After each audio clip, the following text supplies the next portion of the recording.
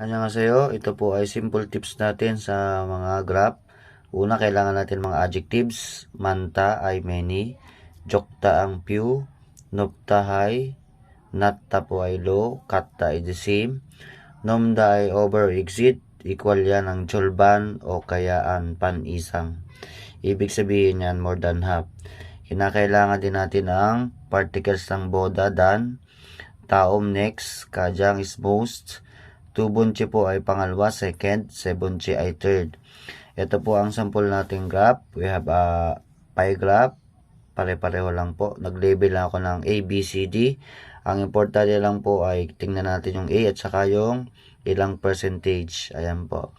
Meron din tayong bar graph. Pareho lang po ng percentage. So, ang technique po natin ay uunahin natin ang choices bago tayo tumingin sa graph. Ang choices po natin ay C. Titingnan natin yung C. Ang C natin ay 27%. Same dito as 27%. C noon, A Buda. A, ang A natin is 41. So, pag may boda po, uunahin natin, titingnan yung C, idudulo natin, ano yung dulo? Manta, marami. Mas marami daw si C sa 27 kaysa kay letter A as 41. So, mali po yun. Number 2, A. Tingnan natin percentage 41. Anong sabi? Kajang, pinaka, jokta, pinaka konti. Mali.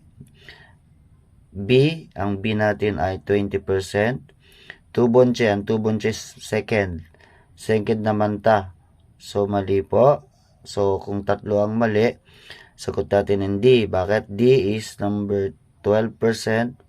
Siya yung kajang, jokta. Okay po. Thank you.